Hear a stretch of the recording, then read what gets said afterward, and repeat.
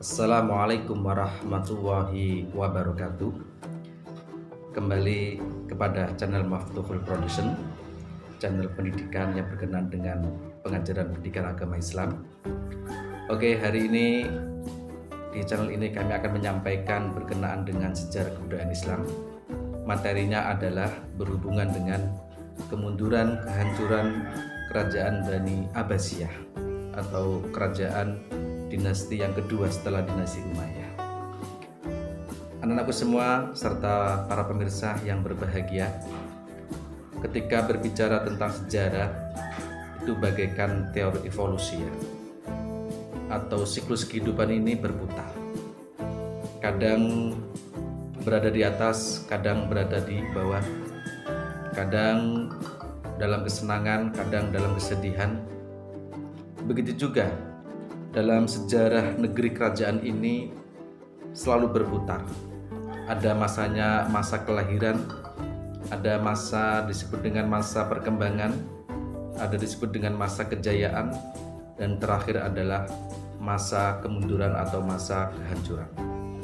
Kita akan menengok sejarah kerajaan-kerajaan dahulu, kerajaan yang berada di negeri-negeri yang paling maju pada waktu itu, dari kerajaan Romawi, kerajaan Yunani, kerajaan Babilonia, bahkan kerajaan di Indonesia Majapahit sendiri mengalami masa-masa tersebut. Dan hal ini serupa dengan kerajaan Islam atau kerajaan Bani Abbasiyah, kerajaan yang berkuasa memimpin kurang lebih 5,5 abad, 550 tahun.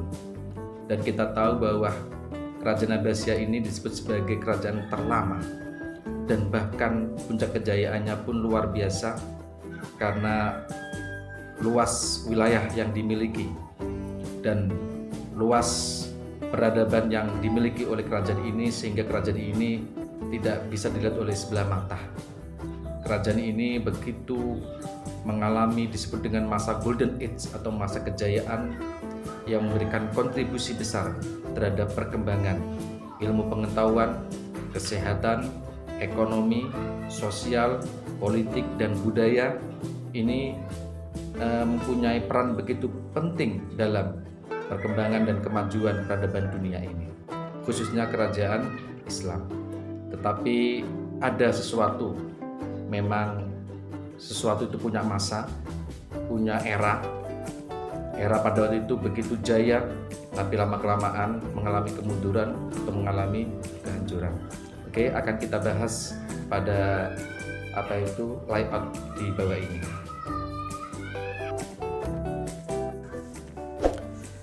Sebagaimana terlihat dalam periodisasi Khilafah Abbasiyah, maka kemunduran dimulai sejak periode kedua. Namun demikian, faktor-faktor penyebab kemunduran itu tidak datang secara tiba-tiba. Benih-benihnya sudah terlihat pada periode pertama. Hanya karena khalifah pada periode ini sangat kuat, benih-benih itu tidak sempat berkembang. Para menteri cenderung berperan sebagai kepala pegawai sipil. Tetapi jika khalifah lemah, mereka akan berkuasa mengatur roda pemerintahan. Di samping kelemahan khalifah, banyak faktor lain yang menyebabkan Khalifah Abbasiyah menjadi mundur. Adapun masing-masing faktor tersebut saling berkaitan satu sama lain. Di antara faktor kemunduran yang pertama adalah faktor dari dalam, yaitu kemewahan hidup di kalangan penguasa. Jadi perkembangan peradaban dan kebudayaan serta kemajuan besar yang dicapai Bani Abbasiyah pada periode pertama telah mendorong para penguasa untuk hidup mewah, bahkan cenderung mencolok. Setiap khalifah cenderung ingin lebih mewah daripada sebelumnya. Kondisi ini jelas memberi peluang kepada tentara profesional Turki untuk mengambil alih kendali pemerintahan. Adapun faktor yang lainnya melebihkan bangsa asing daripada bangsa Arab. Jadi keluarga Abbasiyah memberikan pangkat dan jabatan negara yang penting-penting dan tinggi-tinggi, baik sipil ataupun militer, kepada bangsa Persia. Mereka itu sebagian besar diangkat menjadi wazir atau menteri, diangkat menjadi panglima tentara, terus wali provinsi, hakim-hakim dan lain sebagainya. Oleh karena itu, membuat umat Arab benci dan amarah kepada khalifah serta menjauhkan diri daripadanya. Kebengisan atau ketidaksenangan keluarga Abbasiyah menindas dan menganiaya keluarga Bani Umayyah, dan perbuatan mereka memusuhi kaum Alawiynya kian menambah amarah dan sakit hati mereka. Adapun faktor kemunduran yang lain adalah angkara murka terhadap Bani Umayyah dan Alawiyin. Jadi kita tahu bahwa keluarga Abbasiyah melakukan siasatnya dengan menindas dan menganiaya Bani Umayyah dan memusuhi kaum Alawiyin yang mengakibatkan kerugian bagi dirinya sendiri. Mereka lupa bahwa berdirinya Bani mereka adalah hasil kerjasama dengan keluarga Alawiyin yang tiada sedikit jasanya kepada mereka dalam menjauhkan kekuasaan Bani Umayyah. Akibat dari permusuhan kedua keluarga besar itu, yaitu Abbasiyah dan Alawiyin, timbullah hura-hura dan pemberontakan hampir di seluruh negeri-negeri Islam. Adapun faktor lain adalah perebutan kekuasaan antara keluarga Bani Abbasiyah. Bahkan menurut sejarawan banyak menyatakan perebutan kekuasaan antara keluarga Bani Abbasiyah ialah ketika terjadinya perang saudara, yaitu antara Al-Amin dan Ma'mun. Tetapi kalau kita cermati lebih dalam bahwa perebutan kekuasaan antara keluarga Bani Abbasiyah adalah ketika masa Khalifah Musa al-Hadi, yaitu ketika Musa al-Hadi ingin membatalkan putra mahkota yang diberikan Khalifah al-Mahdi kepada Harun ar-Rasyid dan membaiatnya putranya sendiri yang bernama Ja'far. Walaupun hal ini tidak kesampaian dilaksanakan oleh Musa al-Hadi karena ia telah diburu ajalnya atau meninggal dunia. Adapun faktor dari luar, tadi dari dalam sudah, sekarang faktor luar, yaitu banyaknya pemberontakan. Banyaknya daerah yang tidak dikuasai oleh khalifah dengan memberikan atau memilih gubernur dari orang yang telah berjasa kepada khalifah sebagai hadiah dan penghormatan untuknya, ditambah dengan kebijakan yang lebih menekankan pada pembinaan peradaban dan kebudayaan Islam. Akibatnya, provinsi-provinsi yang diberikan khalifah kepada gubernur-gubernur banyak yang ingin melepaskan diri dari genggama Khalifah Abbasiyah. Adapun cara provinsi-provinsi tersebut melepaskan diri dari kekuasaan Baghdad adalah: pertama, seorang pemimpin lokal memimpin suatu pemberontakan dan berhasil memperoleh kemerdekaan penuh, seperti Bani Umayyah di Spanyol dan Idrisiyah di Maroko. Kedua, seorang yang ditunjuk menjadi gubernur khalifah, kedudukannya semakin bertambah kuat. Kemudian lama-kelamaan dia melepaskan diri, seperti Bani Aghlabiyah di Tunisia dan Tahiriyah di Khurasan. Terus faktor dari luar adalah kemunduran Bani Abbasiyah, rencana atau bencana bangsa Turki. Amat besar bahaya umat Turki atas Bani Abbasiyah. Beberapa khalifah menjadi korban mereka. Tiang tua dan segala persediaan rusak dibinasa olehnya. Kekacauan timbul di mana-mana. Sedang khalifah sendiri menjadi permainan dalam tangan panglima-panglima Turki. Perselisihan antara tentara dan rakyat sering terjadi. Permusuhan di antara panglima-panglima Turki itu sendiri kian menambah buruk dan keruh suasana Bani Abbasiyah. Dan yang lainnya adalah kelemahan pemerintah pusat di Baghdad itu menjadi peluang bagi kepala-kepala pemerintah wilayah untuk melakukan siasatnya. Mereka berusaha memutuskan berhubungan dengan khalifah, lalu mendirikan kerajaan sendiri-sendiri dalam daerah mereka. Dengan demikian terurailah buhul tali persatuan Bani Abbasiyah dan berdirilah kerajaan-kerajaan kecil dalam pekarangan Bani itu sendiri. Selanjutnya adalah dominasi bangsa Persia. Jadi kita tahu bahwa pada awal pemerintahan Bani Abbasiyah, keturunan Persia itu kan bekerja sama dalam mengelola pemerintahan dari Bani Abbasiyah, mengalami kemajuan yang cukup pesat dalam berbagai bidang. Sementara pada periode kedua, saat kekhalifahan Bani Abbasiyah sedang mengadakan pergantian khalifah, yaitu dari Khalifah Al-Muttaqi kepada Khalifah Al-Mu'ti, Bani Buyah berhasil memberi kekuasaan. Pada mulanya mereka berkhidmat kepada pembesar-pembesar daripada khalifah, sehingga banyak dari mereka yang menjadi panglima tentara, di antaranya menjadi panglima besar.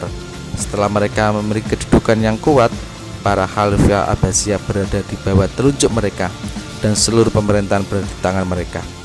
Khalifah Abbasiyah hanya tinggal namanya saja, hanya disebut dalam doa-doa di atas mimbar, bertanda tangan di dalam peraturan dan pengumuman resmi, dan nama mereka ditulis di atas mata uang dinar dan dirham. Sementara di samping faktor atau kemunduran juga ada proses kehancuran Bani Abbasiyah. Yang pertama adalah lemahnya semangat patriotisme negara. Kita tahu bahwa Khilafah Abbasiyah didirikan oleh Bani Abbas yang bersekutu dengan orang-orang Persia. Persekutuan dilatar belakangi oleh persamaan nasib kedua golongan ini pada masa Bani Umayyah berkuasa. Keduanya sama-sama tertindas. Setelah Khilafah Abbasiyah berdiri, dinasti Bani Abbas tetap mempertahankan persekutuan itu. Menurut Ibnu Khaldun, ada dua sebab kenapa kok Bani Abbasiyah memilih orang-orang Persia daripada orang-orang Arab. Yaitu yang pertama, sulit bagi orang-orang Arab untuk melupakan Bani Umayyah. Pada masa itu mereka merupakan warga kelas 1. Sementara faktor kedua adalah orang-orang Arab sendiri terpecah belah dengan adanya asabiyah atau kesukuan. Dengan demikian, Khilafah Abbasiyah tidak ditegakkan di atas asabiyah tradisional atau kesukuan itu. Meskipun demikian, orang-orang Persia tidak merasa puas. Mereka menginginkan sebuah dinasti dengan raja dan pegawai dari Persia pula. Sementara itu bangsa Arab beranggapan bahwa darah yang mengalir di tubuh mereka adalah darah ras istimewa, dan mereka menganggap rendah bangsa non-Arab. Ada kehancuran lagi adalah kemerosotan ekonomi. Khalifah Abbasiyah juga mengalami kemunduran di bidang ekonomi. Bersamaan dengan kemunduran di bidang politik, pada periode pertama pemerintahan Bani Abbasiyah merupakan pemerintah yang kaya. Dana yang masuk lebih besar daripada dana yang keluar, sehingga Baitul Mal atau kas negara penuh dengan harta. Pertambahan dana yang besar diperoleh antara lain dari Al-Kharaj, semacam pajak hasil bumi. Setelah Khalifah masuki periode kemunduran, pendapatan negara menurun, sementara pengeluaran meningkat lebih besar. Semuanya pendapatan negara itu disebabkan oleh makin menyempitnya wilayah kekuasaan. Banyaknya terjadi kerusuhan yang mengganggu perekonomian rakyat. Diperingannya pajak dan banyaknya dinasti-dinasti kecil yang memerdekakan diri dan tidak lagi membayar upeti. Sedangkan pengeluaran membengkak antara lain disebabkan oleh kehidupan para khalifah dan pejabat semakin mewah. Jenis pengeluaran makin beragam dan para pejabat melakukan korupsi. Kondisi politik yang tidak stabil menyebabkan perekonomian negara murat marit, ya. Jelas itu ya. Perekonomian negara murat marit, tidak ada pendapatan. Sementara wilayah itu sudah semakin lama semakin jauh. Sehingga kondisi politik yang tidak stabil menyebabkan perekonomian negara murat marit. Sebaliknya kondisi ekonomi yang buruk memperlemah kekuatan politik dinasti Abbasiyah. Kedua, faktor ini saling berkaitan dan tidak bisa dipisahkan. Iya. Sementara faktor kehancuran lagi adalah itu perang salib. Kita tahu perang salib ini terjadi pada tahun 1095 saat Paus Urbanus II berseru kepada umat Kristen di Eropa untuk melakukan perang suci untuk memperoleh kembali keleluasaan berziarah di Baitul Maqdis yang dikuasai oleh penguasa Saljuk, serta menghambat pengaruh dan invasi dari tentara Muslim atas wilayah Kristen. Selain seruan Paus Urbanus, ada juga dua faktor penyebab terjadinya perang salib, yaitu pedagang besar yang berada di pantai timur Laut Tengah, terutama yang berada di kota Venezia, Genoa, dan Pisa berambisi untuk menguasai sejumlah kota dagang di sepanjang timur dan selatan Laut Tengah untuk memperluas jaringan dagang mereka. Sedangkan sebab lainnya adalah orang-orang Kristen menganggap jika mereka mati dalam perang salib maka jaminannya adalah surga itu sendiri. Ya.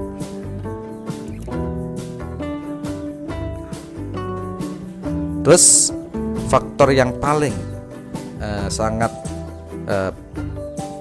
terlihat dalam sejarah bahwa kehancuran Bani Abbasiyah adalah yaitu serangan bangsa Mongol. Karena dari bangsa Mongol ini jatuhnya kota Baghdad atau pusat kota dari kerajaan Bani Abbasiyah. Pada tahun 56 Hijriah atau bertepatan dengan 1258 Masehi, tentara Mongol yang berkekuatan sekitar 200 orang tiba di salah satu pintu Baghdad. Pada waktu itu Khalifah Al-Mu'tasim, penguasa terakhir Bani Abbas di Baghdad, yaitu tahun 1253 sampai 1258, betul-betul tidak berdaya dan tidak mampu membendung topan tentara Hulagu Khan.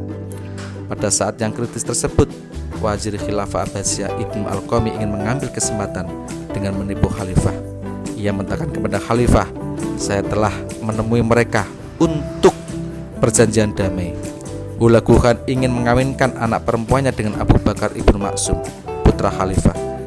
Demikian Hulagu Khan akan menjamin posisimu. Ia tidak menginginkan sesuatu kecuali kepatuhan sebagaimana kakekmu terhadap Sultan-Sultan Saljuk." Ya. Khalifah menerima usul itu. Ia keluar bersama beberapa orang pengikut dengan membawa mutiara, permata, hadiah-hadiah berharga lainnya untuk diserahkan kepada Hulagu Khan. Hadiah-hadiah itu dibagi-bagikan Hulagu kepada para panglimanya. Keberangkatan Khalifah disusul oleh para pembesar istana yang terdiri dari ahli fikih dan orang-orang terpandang. Tetapi sambutan Hulagu Khan sungguh di luar dugaan Khalifah. Apa yang dikatakan wazirnya ternyata tidak benar. Mereka semua termasuk wazir sendiri dibunuh dengan leher dipancung secara bergiliran. Dengan pembunuhan yang kejam ini berakhirlah kekuasaan Abbasiyah di Baghdad. Kota Baghdad sendiri dihancurkan rata dengan tanah, sebagaimana kota-kota lain yang dilalui tentara Mongol tersebut. Walaupun sudah dihancurkan, Hulagu Khan menetapkan kekuasaannya di Baghdad selama 2 tahun sebelum melanjutkan gerakan ke Syria dan Mesir. Dan serangan tanggal Maulid ini merupakan serangan telak yang menjadikan karya-karya Islam, buku-buku Islam, referensi Islam semuanya dibakar oleh tentara Mongol. Dan yang paling sadis adalah ilmuwan-ilmuwan Islam banyak yang telah dibunuh juga oleh tentara ini. Inilah memang sudah takdir Allah Subhanahu wa taala, sudah menjadi sejarah bahwa ini telah terjadi. Ini bisa menjadi pelajaran kita semua. Ya, itulah gambaran tentang proses kemunduran dan kehancuran Bani Abbasiyah. Wassalamualaikum warahmatullahi wabarakatuh.